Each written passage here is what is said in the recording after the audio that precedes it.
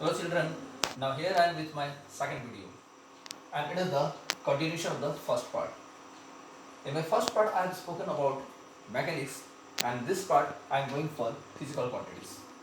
As it is the continuation of the first part, so my humble request that you please see the first part, then after you come to this one, then everything will be clear to you. Physical quantities. As physics is the branch of science which deals with the study of nature and natural phenomena, then we have to study certain quantities which are responsible for any change in this universe system, like energy, force, work, and other forms. So we have to discuss about physical quantities in the next branch of mechanics. Physical quantities are the quantities which can be measured and which only responsible for any type of changes in this universe system. Now entire physical quantities are classified into two categories. One is scalar quantities and another is vector quantities. Scalar quantities. The quantities which are only explained by their magnitude are termed as scalar quantities.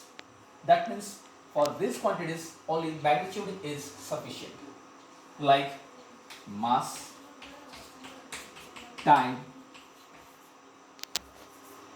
speed, temperature, etc. Suppose the mass of this chalk is 5 gram. So the mass of this in this axis as well as this axis, or if I lay down it on my hand, then also in all three cases the mass is not going to be changed. So only magnitude is sufficient to measure the mass of this one or express the mass of this chalk. That's why it has only magnitude. Similarly about time. Suppose it is 7 p.m. in the night.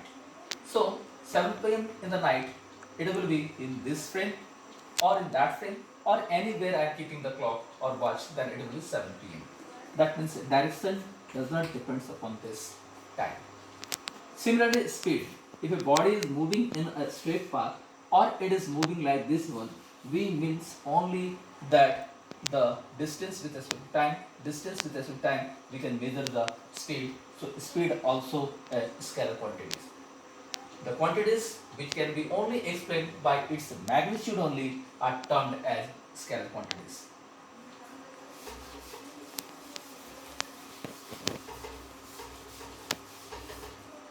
The physical quantity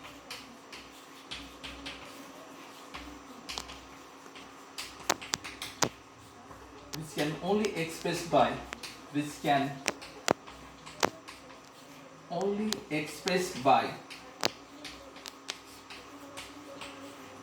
magnitude are termed as scalar quantity.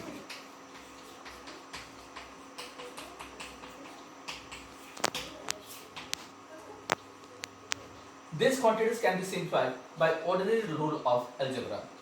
Suppose the mass of one body is 5 kg and the mass of other body is 3 kg, then total mass of that system is 5 plus 3, that is 8 kg.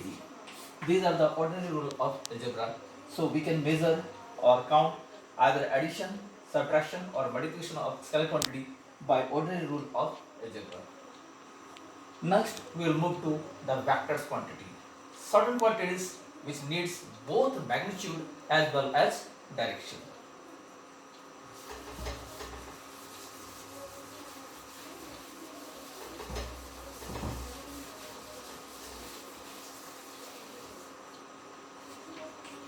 Vectors or vector quantity. The quantities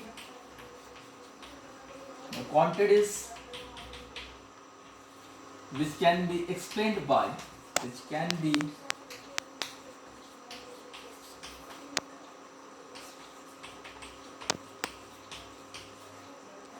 magnitude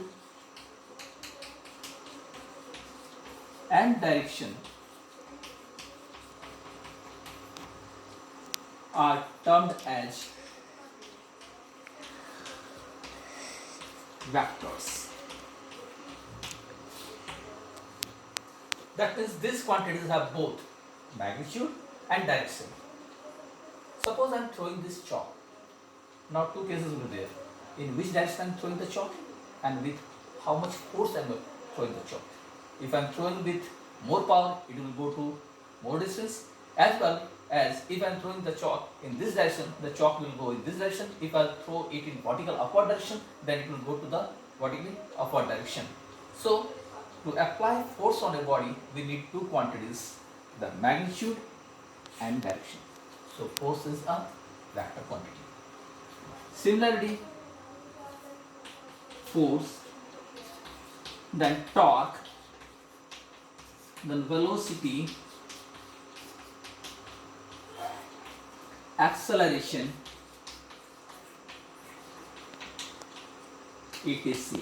There are so many quantities where we need both the magnitude and direction.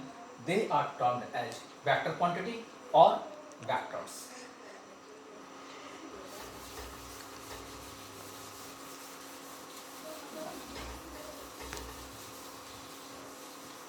Vector quantities can be vectors, cannot be simplified by ordinary rule of algebra. You can't simplify them. For that, we have a different law that is known as vector law or parallelogram law of vector addition, subtraction as well as multiplication. So the quantities vectors are very much different than scalars because only magnitude is possible or present in scalars, but in vectors both magnitude as well as directions are present.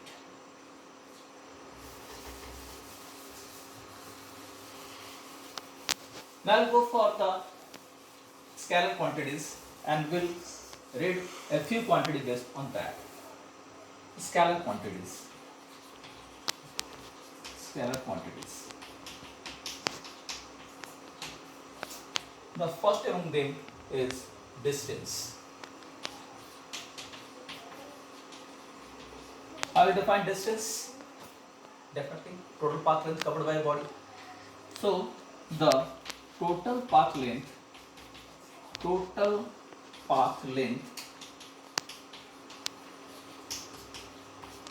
covered by a body is termed as distance.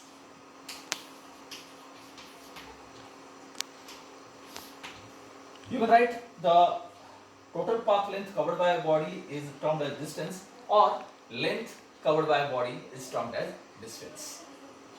Suppose a body is moving like, and we are naming it A, B, C, D, E, F. Then what is the distance covered by the body? It is the length of AB plus BC plus CD plus DE plus EF. So in that case, the length will be AB plus BC plus CD plus DE plus EF. It's a pure scalar quantity. So distance in any respect will be the total path length covered by that individual body. What will be the SI unit of distance? It is meter. What will be the CBS unit? It is centimeter.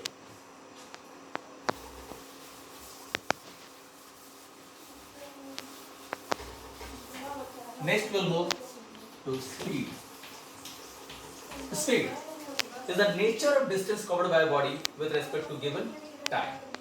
That means we can define it that distance covered by a body, distance covered by a body with respect to WRT, with respect to time, is termed as speed. Speed. What is the nature of movement of the body with respect to time, that is speed. So in this case, if a body covers A to B there 5 meter in 1 second, then B to C 10 meter in 2 seconds, then what will be the speed? Speed will be distance with respect to time. So speed will be 10 plus 5, it's 15, and 2 plus 1, that is 3. So it's 5 meter per second. Speed is distance by time. So what is the assignment? It's a distance by time. Assignment of distance is meter and assignment of time is second. So assignment is meter per second. Its CGS unit will be centimeter per second. Speed.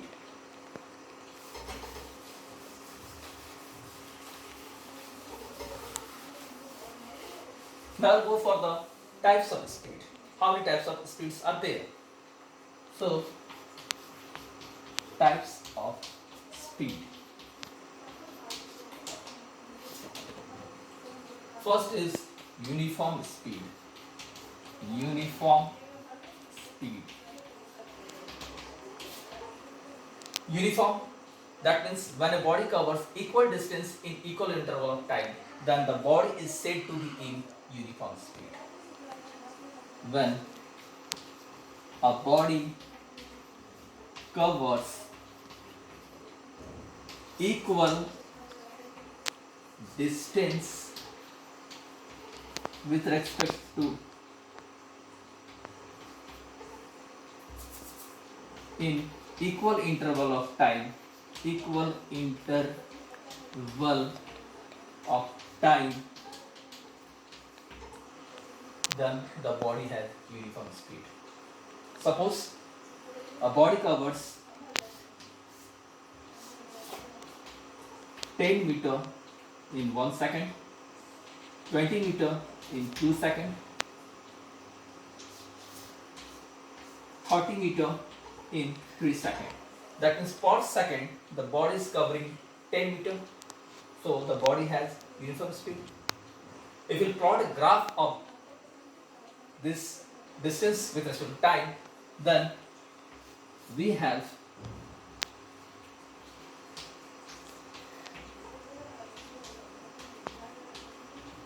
the nature of graph will be a straight one. It's showing the inclination is uniform. That means the body has uniform speed. The next is non-uniform speed or variable speed. Non-uniform, but the word only clear that the body is not covering equal distance in equal interval of time. It's a non-uniform or variable speed.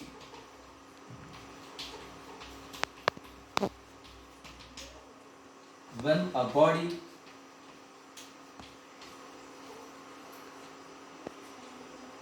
covers equal distance in unequal interval of time or unequal distance in equal interval of time, then the body has variable speed. In this case, the distance with respect to time will not have a uniform graph. The graph may be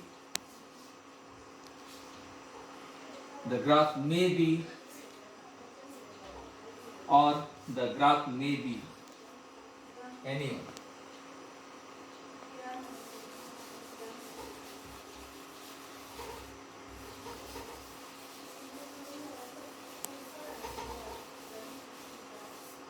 The next is average speed. Average. You have read about average in mathematics, and that is sum of data by number of data. But in physics, the language is a little different. The total distance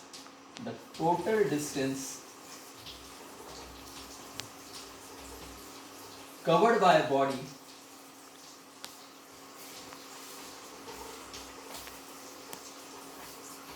with respect to total time taken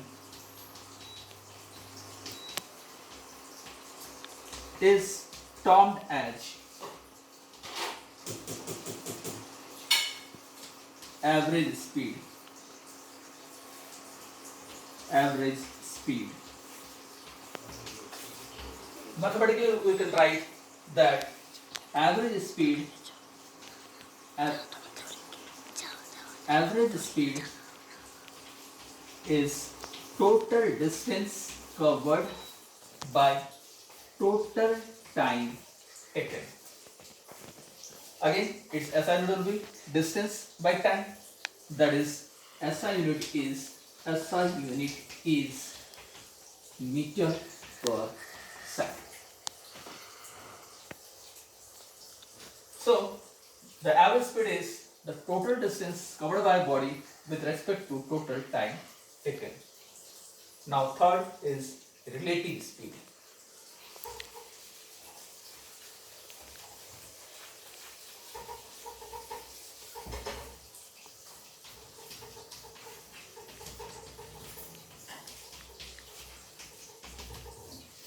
Relative, that means one is compared with the other.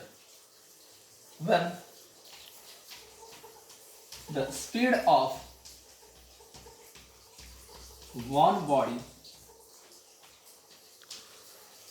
is compared with the other body, compared with the other body, then it is a case of relative speed. Suppose A is moving with the speed of 20 meters per second and B is moving with 30 meters per second, then how much far or how much with more speed B is moving with respect to A, or how much A is slower than B, then we have to go for the subtraction of them because they are moving in the same direction. So B is 10 meters per second more fast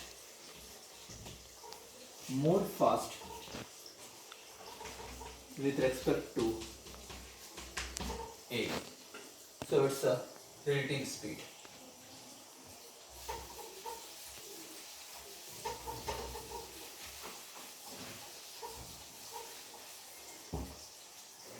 In our actual classroom, we will go for so many types of numerical based on this. But please, now it's only introduction. You please try to learn them and wait for the school to be reopened. We will come and we will solve so many numericals. Now let's move to some vector quantities. Vectors. If distance is a scalar, then displacement will be vector because displacement points or shows the direction.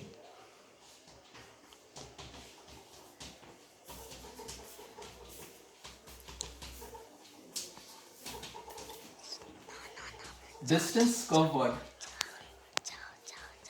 by a body in a particular direction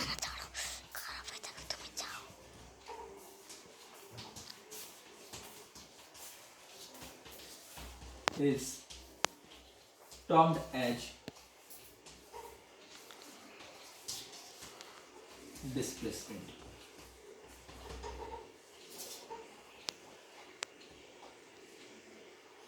Here, if we are mentioning that the body is going toward east or the body is going toward west, body is going 5 meters toward east, body is going 10 meters toward west, that means we are mentioning the magnitude as well as the direction. West is the direction of motion and magnitude is the amount that how much it has covered on that given direction. So displacement will be a vector quantity. Suppose a body is going like this, A to B. Again, the body is going from A to B like this. This A to B and here A to B both are distance. But if you have to find what is the displacement between A and B, then it will be A to B. So the best definition of displacement is the shortest distance between two bodies. Shortest distance between two bodies is termed as displacement.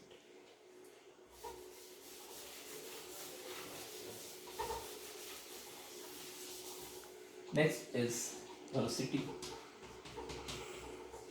Velocity. Speed is a scalar, but velocity is a vector because here direction will be mentioned. Then the definition of velocity will be distance covered by a body, distance covered by a body with respect to time in a particular direction.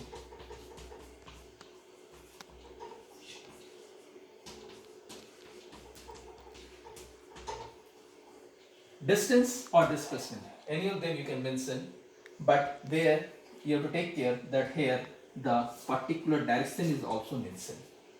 Like speed, it has also the relative velocity, the average velocity, and the mean velocity. Wait for our actual classroom, there will go for the derivation as well as the numerical. For today's class, this is sufficient for you. Please keep revise. I will upload the notes based on these also very soon. Please stay safe, stay at home. Thank you.